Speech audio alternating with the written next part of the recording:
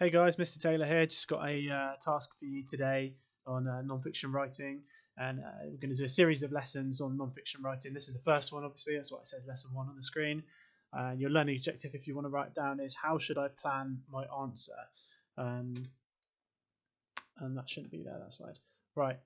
So when are you going to have to produce a piece of non-fiction writing for your English language exam? You're going to have two papers, and for paper two on question five, you're going to have to produce a piece of non-fiction writing, and that piece of writing is going to be worth 50% of the whole grade on that paper. So it's worth 40 marks. So it's really important that you understand how to write a piece of non-fiction, produce a piece of non-fiction writing, and how to do it and get a good mark on it.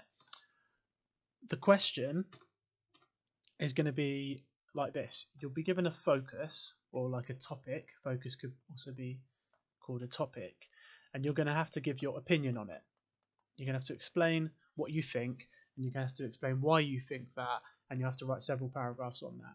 So some example things that the question could be on: you might have to write about nurses and what you think about nurses, maybe nurse pay, perhaps the death penalty or prisons or public transport, maybe whether or not young people should be allowed to have part-time jobs.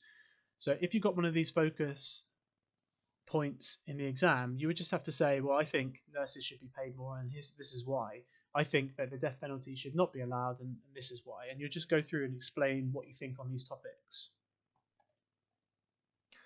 The types of non-fiction writing that you might have to produce are just listed here. Okay, so you could have to write a letter to someone, you might have to write an article, a news article, you might have to write the text from a leaflet, you might have to write the text from a speech, or you might have to write an essay. For now, initially at the beginning, you don't need to worry about what the difference between these types of writing are. We will look at that in more detail in year 11. The way that we're going to approach each one of these different text types at first is going to be the same. So the way that you're going to write the letter will be the same as the way you will write the text from a leaflet. As I said, when we get to year 11, we're going to look at how you would make these different, but at first we're just going to write them in the same way. Okay, and the way that we're going to write them is, like I said in a couple of slides ago, you're just going to explain your opinion on the topic you've been given. So how can I produce a high quality piece of non-fiction writing? We're going to use something called a formula. I've put the definition of what the word formula is here for you. A formula is a plan that's invented in order to deal with a particular problem. So the problem that we're looking at is, how can I write a really good piece of non-fiction writing? And the formula that we're going to follow is this. Step one, we're going to plan our answer.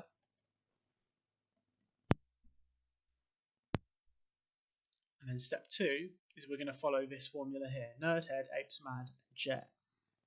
For this lesson, you don't need to worry about any of these, because we're going to study these separately in a different video. I just thought I'd put them there so you can see what's ahead. Today we're just going to look at how to plan our answer, and you're going to plan a few different answers. Then we'll use those plans that you've created today to write nerd paragraphs, head paragraphs, and stuff like that. Okay, so we're just going to plan today. How should I plan my response? There's 5 steps to writing a good plan. The first thing you do is you need to decide. Well, actually, let's imagine that the focus is ban homework. So I open my exam paper and it says all homework should be banned. Write an article explaining what you think about this statement. I need to first decide whether or not I agree with that statement. So should homework be banned? I need to introduce my opinion. So I'm going to write the focus in the middle like that, and I'm going to do a tick, and I'm going to write, yeah, I think it should be banned. That's my opinion on this. The next step is to ask myself, well, why do I think that? And I'm going to do my little spider diagram, an arrow coming out, and I'm going to write number 1, and I'm going to write the first reason why I think homework should be banned. Well, homework's done at home. Really, you should be spending time with your family at home. So I'm just going to write down family, because if you're doing homework, you can't spend time with your family. So that's my first reason why I think homework should be banned. Next stage, I need to think of another reason. Why else might you want to ban homework? Well, maybe my opinion is that all work should be done in school, not at home, because then you've got teachers on hand to help you out. So maybe that's my second reason why I think homework should be banned. And then I need to come up with another reason for what I think, which is homework should be banned. Well, some students get stressed out by homework, so I'm going to put stress. All right, so my plan for homework is, yeah, it should be banned. That's my opinion. Number one, why should it be banned? Family. Number two, why should it be banned? School and teachers. Number three, why should it be banned? Stress. And then the final point for the plan is, what should the reader do? Well, I mean, mine's going to be, let's say it was a letter to a head teacher. Okay, so my reader is a head teacher. What should the head teacher do? They should stop setting homework. All right, so in summary, to write a good plan, you need to do a little spider diagram like this, or you could do it in a list, but if you've got room and you're doing it by hand, do it in a spider diagram. But if you're typing today, you can just do it in a bullet point list. And then you've got to write what you think about the topic, and then you've got to write 1, 2, 3 reasons why you think what you think, and then you need to answer the question, what should the reader do? Okay, so I'll show you how you could lay it out here if you're typing it. So just write the title, homework, like that, and then write opinion. I think it should be banned, and then write 1, 2, 3. Reason number 1, why do you think what you think? Family. Reason number 2, school. Reason number 3, stress. So you write your opinion, then you write 3 reasons why, and then the last thing, what should the reader do?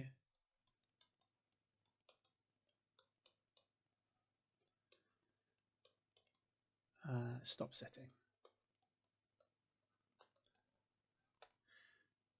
Okay, so this is what a plan would look like on the page after you've done it. It's not massive. It's just a few lines. Can it look like that? Okay. So you've got 5 questions. Excuse me. You've got 5 questions on the board on the screen now. So I'm just going to read through them for you. And then what you need to do is you need to produce a plan just like this for each one of these questions, and then you need to email it through to me so I can give you some feedback about your ideas. Okay. So number 1. Nurses deserve much better pay and working conditions in recognition of the vital work they do in saving lives day after day. Write a letter to your local MP in which you explain your views on this statement. Number 2, no country which has the death penalty can truly call itself a civilized country. Write a letter to your local MP arguing in support or against the death penalty. Number 3, the government should invest more money in public transport. Write a letter to the editor of your local newspaper explaining your views on this statement. Number 4, prison is a waste of time. It's like a home from home and it's no punishment at all. Write an article for your newspaper explaining your views on this statement. And the last one, number 5, children should not be allowed to have part-time jobs when they're studying for their GCSEs. Write a letter to your head teacher in which you explain your views on this statement. If there's any words you don't know the meaning to there, you can Google them. You can look them up online. So in summary, all I want you to do is write a plan for each one of these questions and then send it through to me. All right. If you've got any questions or if you have any problems, you're not sure how to do it, or you want to go through it a bit slower or more detail, then just give me an email and I'll help you out. All right. Thanks. Bye.